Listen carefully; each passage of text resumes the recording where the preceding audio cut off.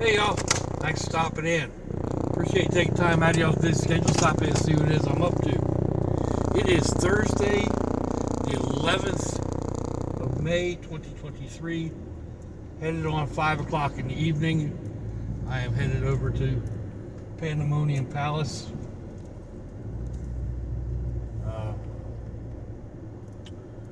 Right now it is 83 degrees Fahrenheit. Humidity 72%, 29 degrees Celsius. So,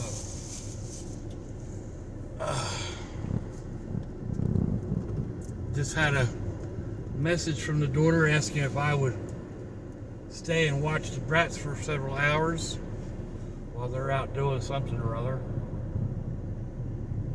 So, yeah, I'll do it. Apparently chili cheese dogs for dinner.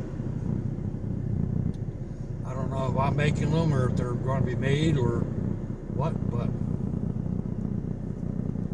that's what she said.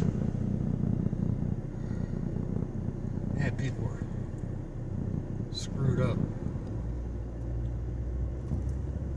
If you want to make a left here, you should go to the light. It's safer.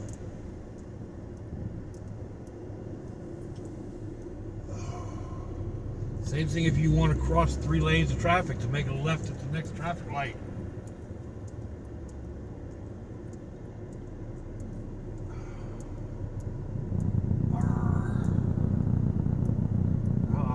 Almost had enough space.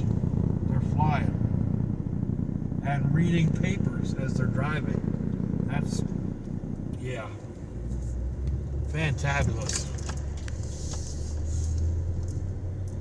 Oh, so anyhow, I stopped at Aldi's. I was looking for their spray cheese. They didn't have any. Of course, it was one thing I went for, but I decided to get a can of their chili and a can of their hash. I think it's roast beef hash. I'm not 100%. So there's a fairly decent price. So we'll see how it tastes. I mean, when it comes to canned chili, Hormel is on the top of my list. That's my favorite. It's basically what I've grown up with. I've had others. I've had the Wolf and the Stag, and like Stag and Wolf are both more expensive than Hormel, I think. I know Stag is.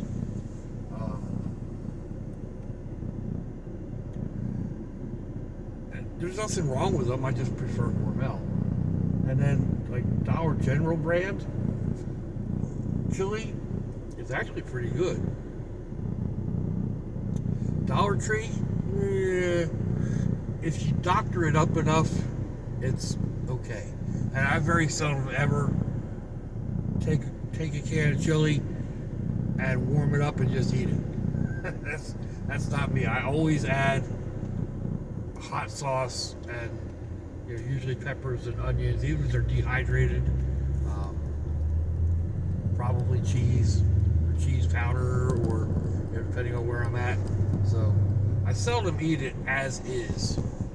So even the stuff from Dollar General or from Dollar Tree can be made palatable, edible. Be made into something halfway decent. So especially if you're doing like, mixing it with noodles or something like that.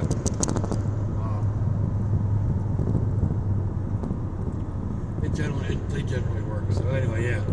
Now with the roast beef hash or corned beef hash, I'm not even sure what it is. But to me, they're very similar.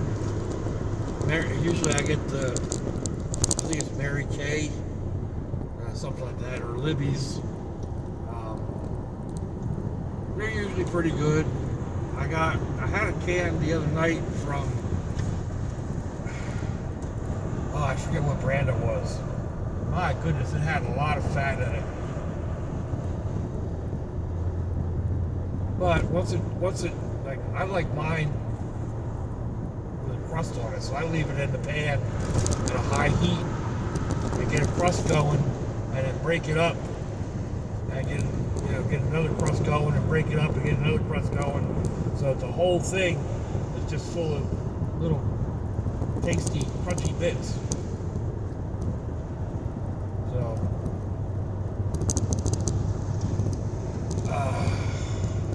Anyway, we'll give that a try one night. It's one of those things that, can go in the pantry. If I don't, I'll try it. Even if it's not the greatest, I'll eat it. I've eaten some stuff that wasn't all that great, so wouldn't be a big deal there.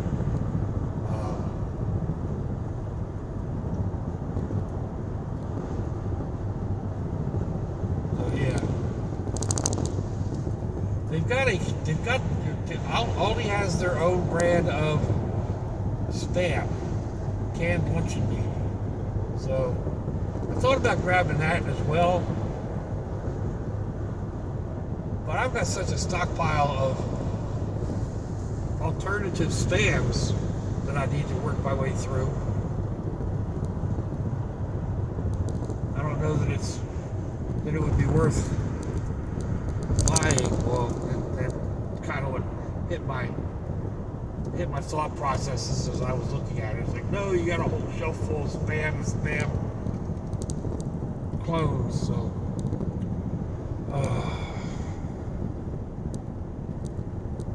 the biggest problem I have with opening a can of Spam is there's so much of it. Like, I used to be like, oh, these cans are too small to feed a family. And, when you're trying to feed 8 people, it usually takes 2 cans, which is what I did the other night when I was over here at Pandemonium Palace. But for me alone, I mean, depending on how I slice it, like my dad likes it real, real thin. I go about, I don't know, a little more than an eighth of an inch.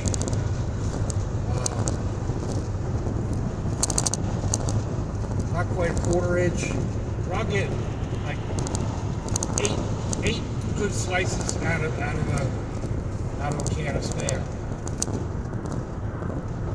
and that gives you 2 halfway decent slices per sandwich. And they toast up, and they're got a nice little crunch to them. Kind of a little bit thicker, and they're softer on the inside, which is still pretty good. I like the singles, but they're kind of thick. So, like it's just one per sandwich. But like I said, they are pretty thick. Even if you get a nice crust on both sides, it's still nice and tender in the middle, which isn't a big problem. I actually enjoy the singles. Then again, I kind of enjoy a full can too. Like, I had some leftover over here at Pandemonium Palace last week.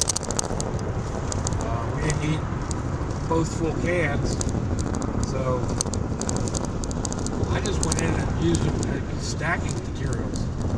Well, probably not the greatest for me with all that salt, but do not hang right there on my back corner, because I'm coming over. Oh, man. So I brought the stuff to stop and grab pine cones to do a fire tomorrow. I keep thinking about it and then don't do it. Today I brought the stuff, and well, I guess I don't have to be there. I can spend 5 or 10 minutes picking up pine cones at the end of the street. So not but a thing. And then I'm sure there's more at the house.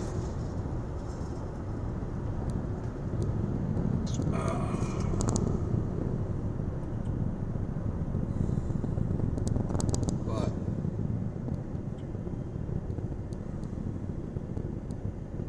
anyhow, I bought a fire bowl last night. Actually, it's a colander, a metal colander. But I've got one that I got a little. It's like a cast iron brazier that I found on the side of the road. I don't know, a couple weeks ago, and I found I picked up a piece of.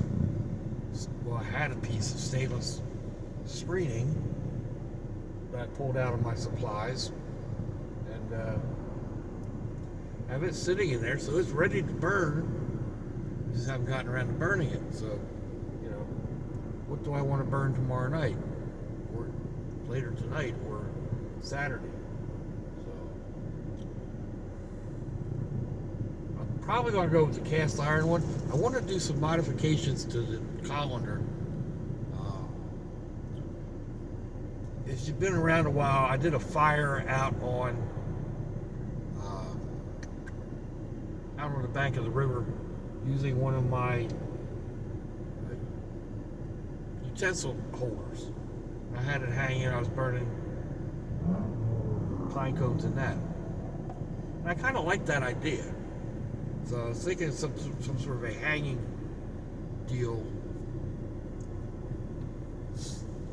for that colander. I don't know. I don't know if I've got wire around that'll work, like wire plant hangers or chain plant hangers. Really need to get out and look. The other option I've got would be to put it in a tomato cage. I've got those. That would kind of be cool, I think. What do y'all think? Let me know in the comments. Should I go ahead and put the colander in a upside down tomato cage? And that would put it up to about the height when I'm sitting down. That might be pretty cool. So, see, this is one reason why I love doing these videos.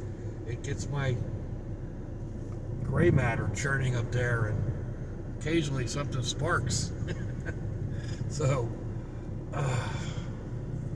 yeah, I kind of like that idea. It's a tomato cage.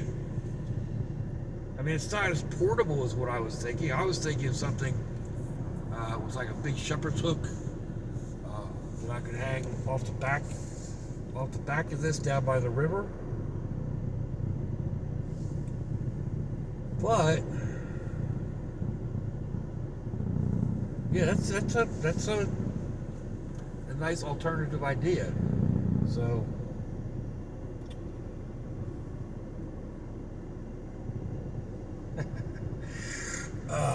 oh man, I forgot to put my brace on my knee.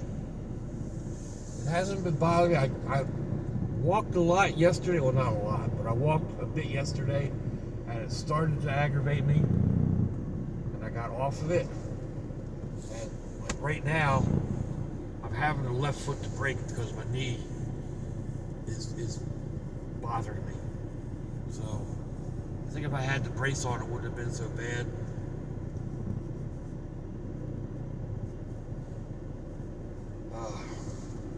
But it's one of those things, like, it's not part of the normal routine, and it wasn't bothering me when I was getting dressed, so I didn't even think about it.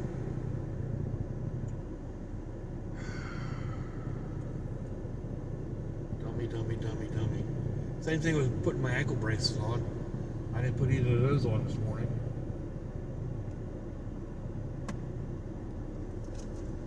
And I think they've been helping quite a bit.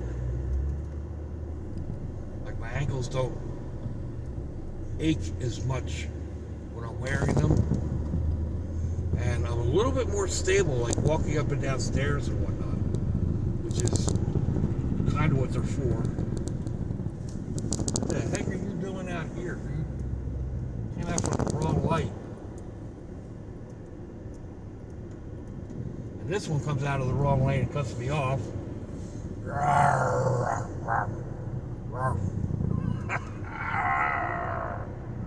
Ah, people. It's probably going to be this way the whole way.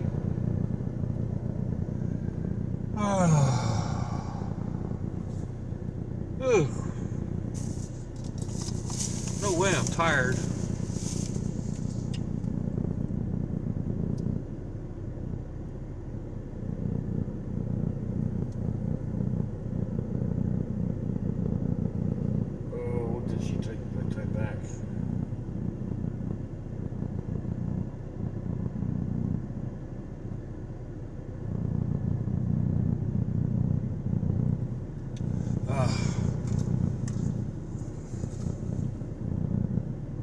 I heard something the other day if people get upset if you just type K for OK.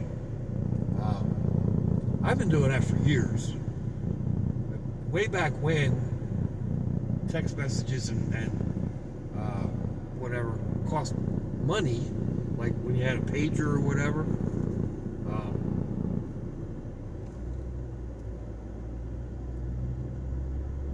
You abbreviated things down as much as possible. Now it doesn't matter, but I still do abbreviations of a lot of stuff. K is just one of them. I mean, okay, it's only one letter that you're skipping out on, but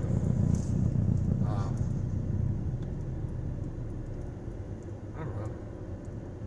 I don't see what the problem is. You know what it means, right? So why get upset because somebody says K instead of OK? It's not like they're going to spell out O-K-A-Y, right? I mean, very few people actually do that. Unless you're writing a book or something, you get paid by the letter.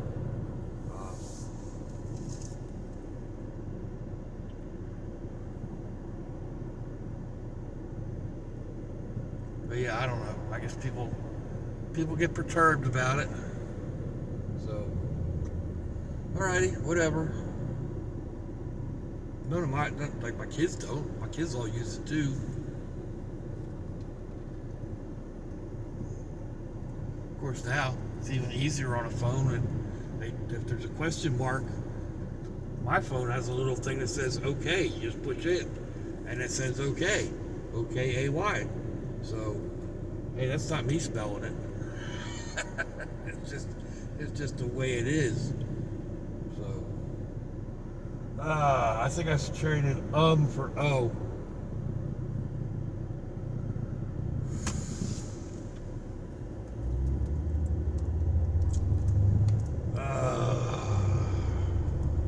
Oh man. Should I risk it? Nope, that truck is already rolling. Sometimes you can run the end of the yellow light. I'm gonna put this thing in park. Oh man, here comes a sweet Mustang. 65 ragtop. I think. It's hard to tell. I'm not that much of an aficionado, whatever. I'm not an expert on Mustangs.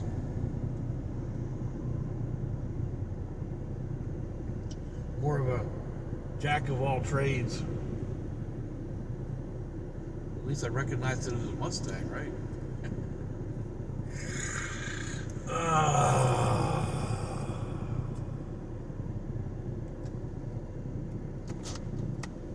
So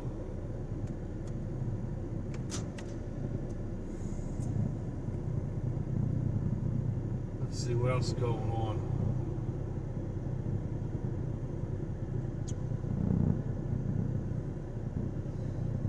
I've been really interested in car camping and all that stuff, boondocking out of the truck. Because I find that as fun. You drive, whatever, and then you end up spending the night at a boat ramp or in the parking lot of a store somewhere. But I've been watching this channel. I can't think the name of it. Steam Tents, I think. Something like that. They're out of England, and they do kind of a steampunk, diesel punk combination camping. They're not like some reenactor places where like everything has to be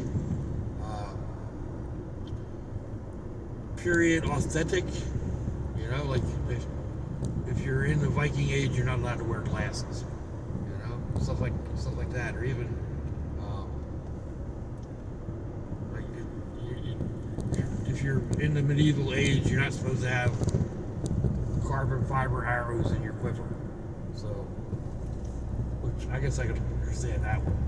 Not that you really need to walk around with arrows, but anyway, they're not that like timeline specific. So you can have pretty much anything you want if you can find it, and it's, you know, it's camping related. So, you know, 1600s up through the early 2000s. You know, if you find something that's really cool, you got a bunch of stuff from World War II, fit it in there. You got stuff from the Civil War, fit it in there. You know, so I think what appeals to me most is the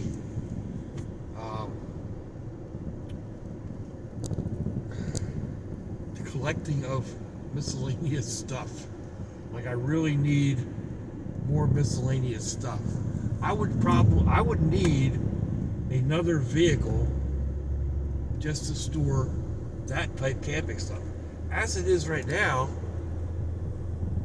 I've got the van is it's not slap full, but there's a bunch of stuff in the van from when I was out, you know, doing overnights in it, and there's a ton of stuff in here.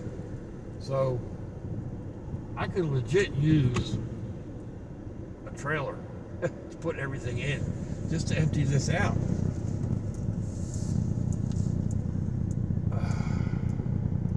And like combine everything. I know I've got like 3 boxes of stuff in the shed. Well, at least 2 boxes of camping stuff. There should be a whole box of tarps and line, and another big box full of miscellaneous stoves and other gear. So, excuse me. But it got buried in the shed, and I can't get it out. I needed somebody to come over and help me, or pay the kid next door to come over and give me a hand. Dig stuff out and put stuff back in.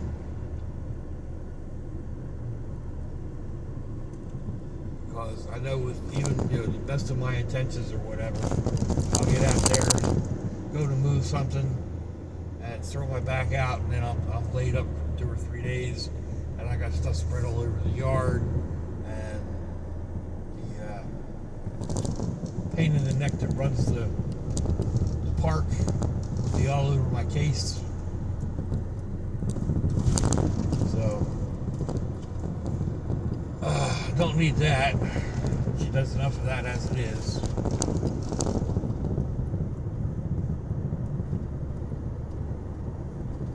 Anyhow.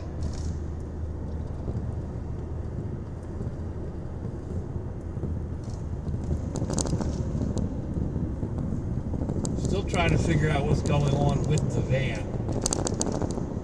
My grandson says he doesn't think the transmission's hurt. It just needs to be, needs the computer reset. So he needs to come over with his computer thing and read it, which I thought he was going to do when he went over there the other day, but he didn't take his computer box thing. He didn't test drive it either.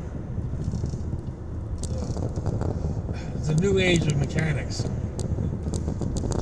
You hook it up to a box and see what it says.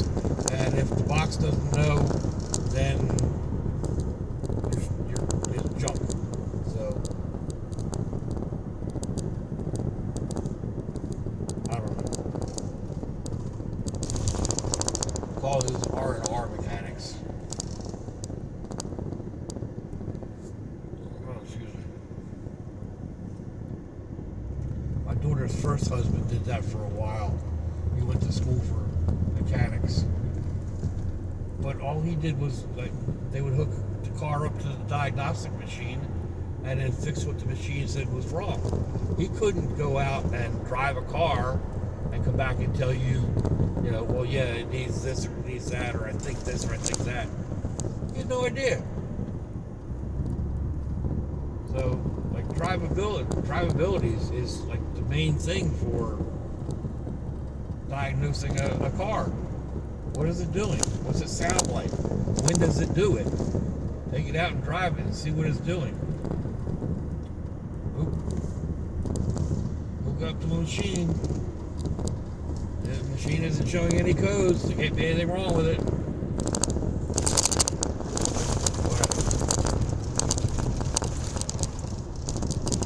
And those cattails are growing up so nice.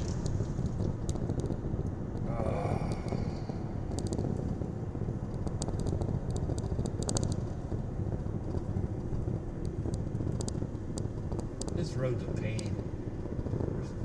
The problem is, like, we are growing so quickly. All this out here used to be farmland.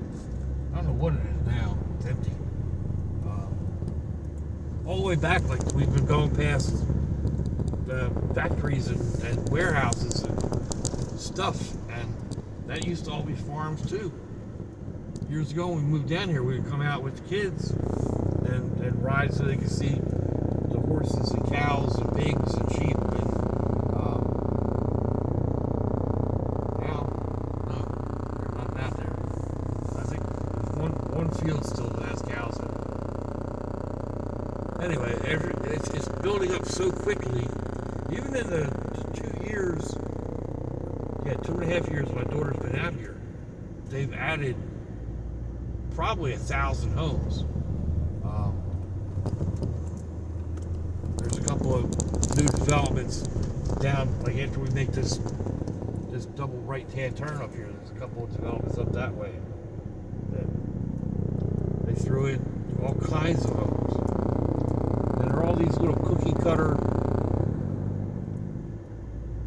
houses with post stamp size property or yards, or if they have a yard at all. Like, a lot of these are multi-family dwellings. You know, you got a 3x5 area outside your back door or something.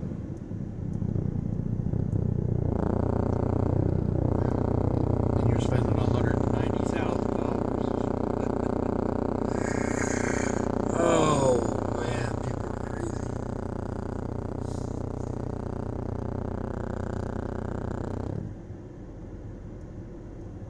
This is one of those terrible intersections. It's a Y with a road across the top of it. And it's a pain in the neck to get out of, especially coming the other way.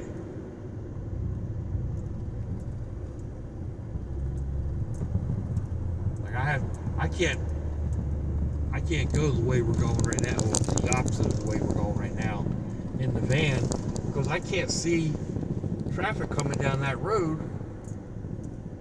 out the side door.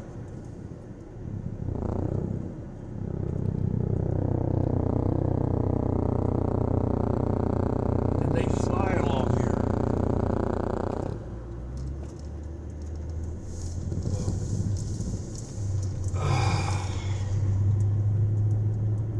Anyhow.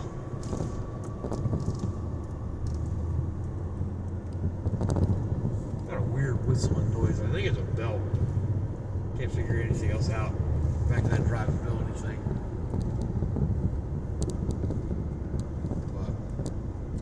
But anyhow, we're going to stop up here and grab up some not acorns, pine cones and whatnot. So let me know what you think, folks. Give me a thumbs down or a thumbs up. Leave me a comment wherever it is y'all leave comments on your internet access device of choice. If you'd like to share me around your social media, that'd be fantabulous. If your loved ones are nearby, give them a kiss and a hug. If they ain't, give them a call. Hit them up on Facebook. Let them know you think about them. Let them know you love them. We ain't promised tomorrow, people. We ain't promised our next breath. So I'll see y'all again. Hope you have a fantabulous day. Sláinte, y'all.